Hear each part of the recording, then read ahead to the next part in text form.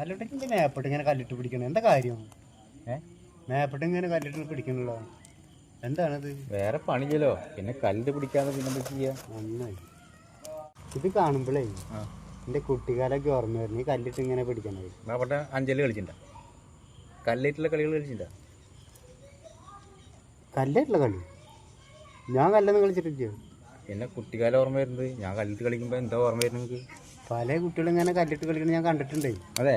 അപ്പൊ അതിലൊരു കുട്ടിയാണെന്ന് വിചാരിച്ചാ ഞാൻ കുറച്ച് നേരത്തിലേ. അല്ല പാവട്ടാ, ഞാനേ 8ാം ക്ലാസ് പഠിക്കുമ്പോൾ ഞാൻ പാടത്തേക്ക് ക്രിക്കറ്റ് കളിക്കാൻ പോയിരുന്നു. അപ്പം ഞാൻ വരമ്പുമ്മ ഇരുന്നിട്ട് ഞാനിങ്ങനെ എൻ്റെ കയ്യിൽ അപ്പോൾ ഒരു കപ്പലണ്ടി പൊതി ഉണ്ടായിരുന്നു. അപ്പോൾ കപ്പലണ്ടി ഞാൻ കഴിക്കാൻ വേണ്ടിയിട്ട് ഞാൻ ഇങ്ങനെ അവരെ എല്ലാവരും ഇങ്ങനെ കളിക്കുമോ.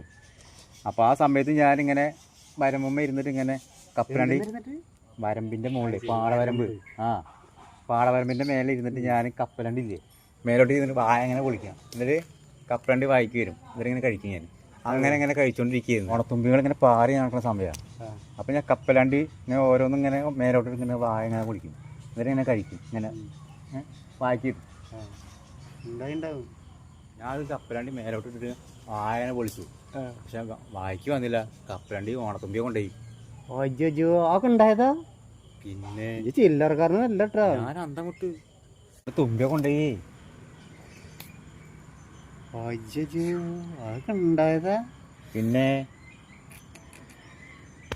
പിടിക്കാൻ അങ്ങനെ എത്ര അനുഭവങ്ങളാ എൻ്റെ പാവപ്പെട്ട എൻ്റെ ഈ ചെറുപ്രായത്തിൽ വന്നത് അറിയോ.